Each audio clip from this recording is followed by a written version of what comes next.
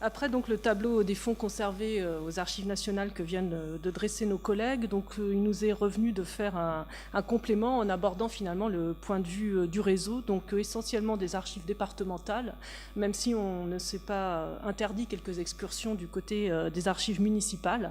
Bien entendu, ce qu'on présente, c'est une sélection. Il n'était pas question, étant donné l'ampleur des fonds et leur nombre, de s'attarder sur tous les fonds, mais plutôt une typologie documentaire qui permette de voir quel est un peu l'état de l'art aujourd'hui dans le domaine. Donc on se basera sur des sites essentiellement, des types de sites, pour vous montrer le type de choses qui peuvent être faits. Donc dans un premier temps, ce que je souhaitais faire, c'était rappeler un peu le cadre général et réglementaire dans lequel s'inscrivaient finalement ces descriptions et ces ensembles de fonds photographiques, puisque c'est un cadre assez contraint. Donc pour ce qui est des logiques, la nature des fonds, donc, que vous avez déjà vu présentée par nos collègues, entre public et privé, est vraiment très saillante pour ce qui est du réseau. Et la logique du support aussi matériel à isoler, puisque les conditions de conservation propres à ce matériau ne sont pas celles des liasses pour lesquelles nous avons d'autres conditions, font qu'on est toujours confronté à cette nécessité parfois de séparer les deux, le papier et l'image, mais en même temps intellectuellement de vouloir les maintenir ensemble. Et c'est toute la question aussi du rapport que les chercheurs ont avec les images et des difficultés que ça peut poser. En ce qui concerne le cadre réglementaire, donc il y a une réglementation qui régit la manière dont sont cotés ces fonds dans les archives départementales. Donc les grandes cotations en question, la série FI, qui concerne donc les documents figurés entrés par voie extraordinaire. Donc par voie extraordinaire, il faut entendre par voie privée et pas par voie de versement. Donc ces sous-séries-là, dans la série FI, deux sous-ensembles sont présents dans les fonds. D'une part, des ensembles documentaires constitués en entier qui vont recevoir un numéro de FI, FI34, ce sera le fonds par exemple de tel photographe. Et quand il y a des pièces isolées, une logique à l'unité de cotation par support, donc sont distingués les négatifs, les diapos, etc. Et les formats entrent aussi en jeu pour la cotation. En ce qui concerne les fonds donc, publics, normalement, ils doivent être cotés dans les séries du cadre de classement des versements publics. Donc pour la photographie, ça va concerner le 19e, les séries modernes, et ensuite, donc, après le 7 juillet 40, W, ce qui concerne les séries contemporaines. Et enfin, il y a la série PH et NUM qui, elle, concerne en fait un autre aspect de la photographie, qui non plus celle de la représentation, mais de ce que Laureline Meisel avait appelé la réplication. Donc là où il s'agit de reproduire, en fait, parce que c'était aussi un grand usage de la photographie, reproduire des documents d'archives ou de bibliothèques qui sont conservés dans les fonds, et on va coter ces éléments de reproduction en PH quand il s'agit de photographie et en NUM quand il s'agit de fichiers. Donc tout ça est défini dans la circulaire AD 98.8 du 18 décembre 1998 que vous trouvez en ligne si vous souhaitez vous y référer.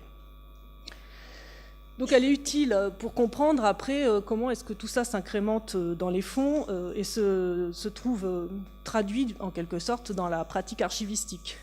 Donc les archivistes, comme approche, ont eu celle qu'ils avaient finalement pour les archives papier, c'est-à-dire qu'ils ont constitué des descriptions dans des logiques d'outils qui étaient les leurs. Donc ils ont traité un peu les photos de la même manière qu'ils auraient traité des documents papier. Donc je vous ai mis des exemples de couverture en fait de répertoire numérique. Donc un répertoire numérique, c'est une description des fonds qui est dans l'ordre des cotes. Donc vous en avez à la fois pour les fonds privés, c'est le cas des AD au milieu, le fonds René Fourgeot, et aussi pour les fonds liés à l'administration avec la reconstruction dans le Pas-de-Calais. Un autre type d'instrument de recherche bien connu des archivistes, c'est le guide thématique. Donc vous avez celui-là des archives communales de Versailles, donc vous voyez le titre, donc je ne l'ai pas réécrit, qui est le catalogue des collections photographiques qui est conservé par cette institution-là. Et les deux derniers exemples en bas sont pareils, une espèce de mise en regard des fonds privés pour le fonds battu et des fonds qui sont plus liés à une entreprise, donc qui sont moins liés à une personne seulement, des papeteries Vallée pour les AD de Côte d'Armor, qui sont les catalogues d'exposition. Alors évidemment, ces instruments de recherche imprimés sont comme pour les fonds papier, on a tendance à ne plus les publier sous forme papier, et ils sont plutôt disponibles sur les sites directement en forme numérique. Ce qui fait que rapidement, l'évolution du signalement des fonds pour le réseau s'est manifestée sous la forme informatique. Donc il y a les portails qui sont encore une action, on va dire, au niveau national, de recensement de tous les ensembles photographiques qui sont signalés par le réseau au service interministériel des Archives de France. Au départ, c'est la DAF, donc la Direction des Archives de France, qui avait eu ces initiatives. On a parlé de l'enquête de Michel Quétin, c'est le départ avec la publication d'un multigraphe en 2000. Donc en fait, je ne vais pas du tout vous détailler, parce que ce serait trop long d'aller sur tous les liens, mais je voulais vous montrer celui-ci, donc le portail européen des archives. En fait, j'ai choisi celui-ci parce que c'est celui qui reprend la base Bora, donc qui était en fait sous forme numérique, on va dire, le résultat de l'enquête de Monsieur Quétin, qui avait consisté à envoyer une fiche type à renseigner à tous les services d'archives qui mettaient quels fonds ils avaient, leur intitulé, la nature des photographies, les conditions d'accès, etc. Donc en fait, voilà, là vous voyez, c'est signalé dans la présentation du contenu que c'est la reprise de Bora, parce que je sais que souvent les gens la cherchent, donc voilà, elle est plutôt là. Et quand en fait vous allez ensuite sur un département, ce qui apparaît, c'est l'ensemble des inventaires des collections photographiques qui sont disponibles. Alors, il est assez long à charger en général. Et après, vous cliquez sur l'intitulé d'une collection qui vous intéresse, et sur cette collection, vous allez avoir non pas un descriptif, un répertoire, mais une fiche générique décrivant le fond. Je ne sais pas s'il veut bien y aller. Bon.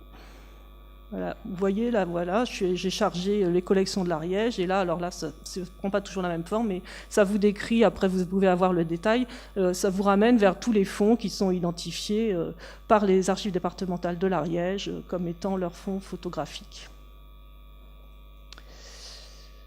Donc, pour retourner à mon diaporama, donc vous voyez que là, ce qui caractérise le portail européen des archives, c'est l'aspect fiche. Sur France Archives, donc, qui est le nouveau portail depuis mars dernier du service interministériel des archives de France, vous avez les fonds iconographiques numérisés, donc des archives départementales comme des archives municipales qui sont signalés, sachant que là, ce qui est la différence, c'est que vous avez un accès à des corpus numérisés eux-mêmes et non pas à des instruments de recherche. Donc je n'y vais pas pour ne pas dépasser les temps qui nous sont impartis, mais c'est une autre approche pour identifier les fonds de façon comme un ensemble sur toute la France. Et alors je voulais aussi signaler Arago, portail de la photographie, qui lui a un autre biais d'entrée, qui est de signaler les collections photographiques essentiellement de la DGPAT et du ministère de la Culture au départ. Donc ça veut dire que ça est beaucoup centré en fait sur les fonds qui sont conservés dans les musées, mais qui dépasse aussi cet horizon et qui intègre les fonds de collectivité. Donc on trouve des fonds d'archives départementales qui sont décrits dans Arago, ainsi que des éléments du secteur privé. Mais en fait, il s'agit plus là aussi d'une fiche. Vous allez trouver une fiche avec un florilège d'images, ce qu'il n'y a pas quand on est sur le portail européen des archives. Et l'autre aspect, c'est que vous avez un lien qui renvoie vers le site directement pour avoir un accès direct aux collections photographiques. Donc il y a aussi un accès renvoi sur le site qui est important. Et enfin, évidemment, puisqu'on parle du réseau, les portails locaux sont importants. Donc, on avait mis un lien vers celui de Marseille qui s'appelle Marius. Donc là, le périmètre d'intervention, ce sont les administrations patrimoniales en fait, de la ville, donc aussi bien les musées que les bibliothèques et que les archives départementales. Donc vous avez là les archives municipales, pardon. Vous avez là le formulaire d'interrogation sur l'ensemble de ces institutions. Donc après cette présentation large qui dit comment est-ce qu'on peut identifier des fonds photos un peu partout dans le réseau, on va passer à une vision plus au niveau des sites eux-mêmes.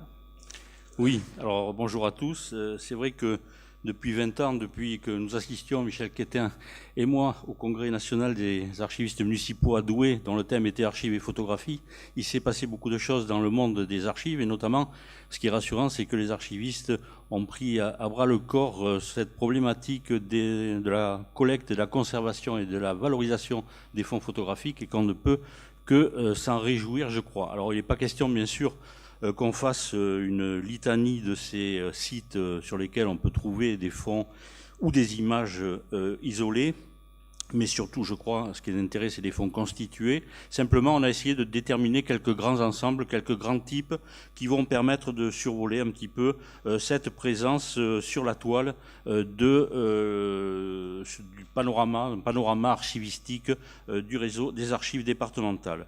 Alors le premier que je vous présente, c'est un peu le site basique, je dirais, sur lequel malheureusement on tombe encore souvent, c'est-à-dire qu'à partir de la page où on dit qu'il y a des images numérisées, on va tomber sur un formulaire de recherche et qu'on n'a aucune information sur le contenu même des collections auxquelles on peut avoir accès. Donc je passerai rapidement. Ça s'explique d'abord parfois par les systèmes eux-mêmes qui sont mis en œuvre par les collectivités, et puis d'autre part par le fait que dans beaucoup de départements, la première recherche qu'on fait, c'est une recherche topographique sur ma commune, qu'est-ce qu'on a sur ma commune, donc on va interroger. Alors certains proposent des listes à choix, d'autres pas. Celui-là, par exemple, propose une liste à choix sur l'état civil, mais pas sur les images.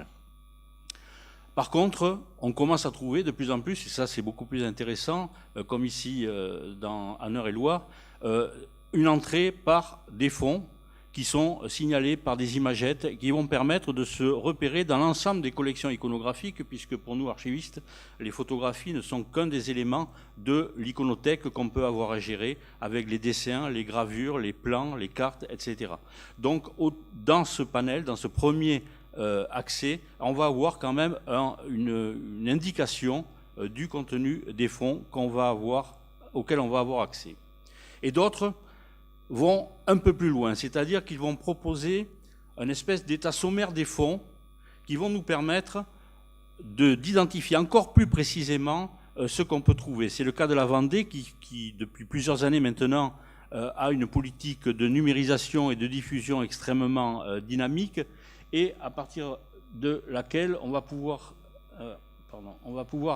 avoir accès à des fiches extrêmement détaillées sur notamment la contextualisation de la production photographique, c'est-à-dire pour nous ce qu'on assimile au producteur en définitive, et sur le contenu même. Alors,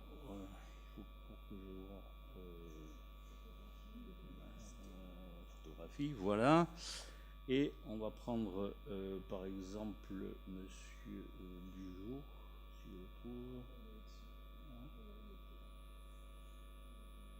Ouais, on voit mal sur cet écran, je m'excuse. Ouais, voilà, c'est bon, je deviens de plus en plus aveugle. Qui va nous permettre donc d'un côté d'avoir, j'espère que ça va charger assez vite, d'un côté d'avoir voilà, une fiche notice biographie extrêmement détaillée sur l'activité du studio, etc.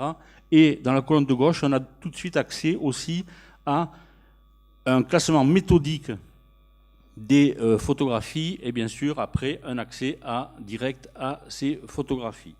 Donc ça c'est le cas de la Vendée. D'autres tout de suite vont donner accès à l'ensemble du corpus. C'est le cas pour les Alpes de Haute-Provence avec un fonds qui a fait l'objet d'ailleurs aussi d'un inventaire imprimé extrêmement développé, mais qui permet, en plus de visionner une par une les images, d'y avoir accès, d'avoir aussi ici des filtres qui permettent justement d'interroger sur une thématique, sur une localité ou sur une personne, donc qui donne quand même un accès à une indexation derrière qui est nécessaire, je crois, quand on traite un fonds photographique. Même type de fonds, parce qu'on a dit qu'on traitait effectivement des archives départementales, mais aussi des archives municipales. Même type de fonds sur les archives municipales de Saumur, qui ont deux grosses collections ici de photographies et qui sont constituées sur le même thème, sur la même façon, la même structure de données, c'est-à-dire un accès aux images avec un certain nombre de filtres qui sont accessibles sur la première page. À côté de ces sites qui regroupent donc des fonds constitués et complets, on trouve de temps en temps des choses un peu plus particulières comme ces extraits qu'on peut trouver aux archives du Nord. Alors ces extraits sont pour moi extrêmement frustrants. C'est-à-dire qu'on va donner, bien sûr, alors c'est intéressant pour que les salles de lecture des archives ne se vident pas trop. Et donc, on va donner accès directement aux gens qui viennent en salle de lecture aux documents originaux. Mais c'est vrai que quand on voit que se font, par exemple, sur les canaux de Lille, comporte 195 images et qu'on en voit 30, on se dit, bon oui, 30 sur 195 c'est bien, mais on aurait pu quand même numériser la totalité, ou du moins diffuser la totalité, je ne sais pas si ça va charger, mais diffuser la totalité, vous allez voir, c'est des imagettes aussi, donc on a 30 imagettes, donc on se demande effectivement parfois pourquoi, on accepte les conditions parce que nous sommes des bons utilisateurs, et donc vous avez un accès ici, en bas de page. Vous voyez qu'il faut quand même un certain nombre d'actions déjà pour avoir accès à l'information, et je crois que c'est extrêmement délicat. Donc voilà comment ça se présente. Dernière, je crois, diapositive, ou non, avant-dernière, ce sont un autre type de diffusion et de valorisation, c'est par le biais d'expositions en ligne.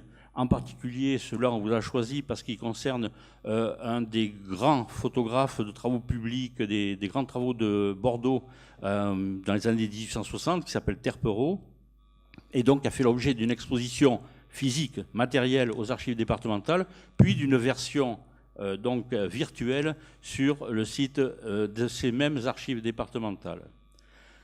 Actuellement, se développe aussi, au sein du réseau des archives départementales notamment, les pages qui permettent aux lecteurs, enfin aux visiteurs, d'identifier, et donc d'identifier des lieux, des sites, des personnes, et donc de pouvoir avoir une valeur collaborative dans leur site. Alors le problème que je cite toujours, c'est qu'en fait un site internet c'est quelque chose de passif, c'est-à-dire c'est qu'il faut y aller.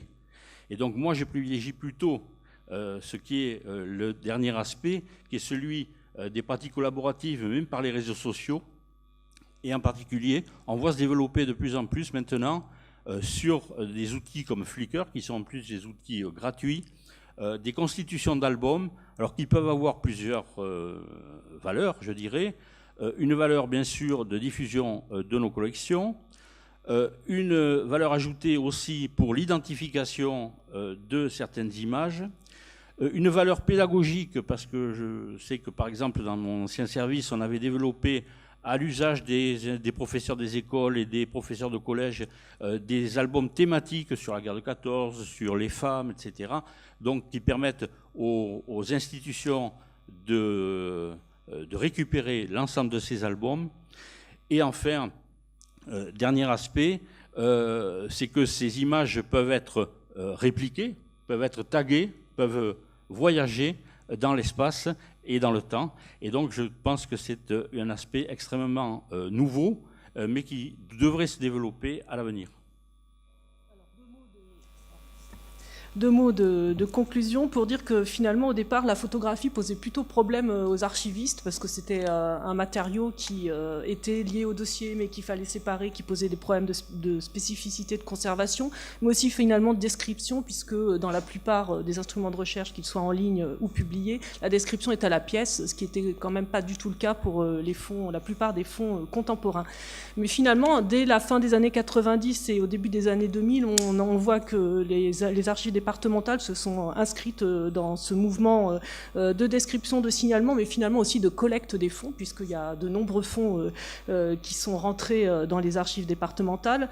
Et elles ont ainsi contribué, je pense, à faire de la photographie un document historique, si on le place en rapport avec ce qui se passait en parallèle dans le monde académique, avec la naissance de l'histoire, de l'intégration, je dirais, de l'histoire de la photographie dans les enseignements d'histoire de l'art. Aussi l'apparition d'un marché de l'art dédié, comme on a pu le voir avec notamment les collectionneurs qui sont intervenus, et puis aussi qui a été sûrement accéléré par la mutation technologique avec le passage global de l'argentique au numérique.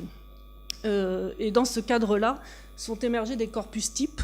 alors qui sont aussi le fait des effets de classement et de collecte, en fait, mais qui sont aussi, qui résultent aussi du fait qu'il y avait une grosse production dans ce domaine. Donc les fonds locaux de photographes, pour tout ce qui est des archives départementales et municipales, les vues aériennes, les cartes postales qui relèvent aussi en partie de la photographie, et puis la grande collecte aussi pour les fonds privés, puisque dans la grande collecte, il y a eu beaucoup de photos du front qui ont été réunies.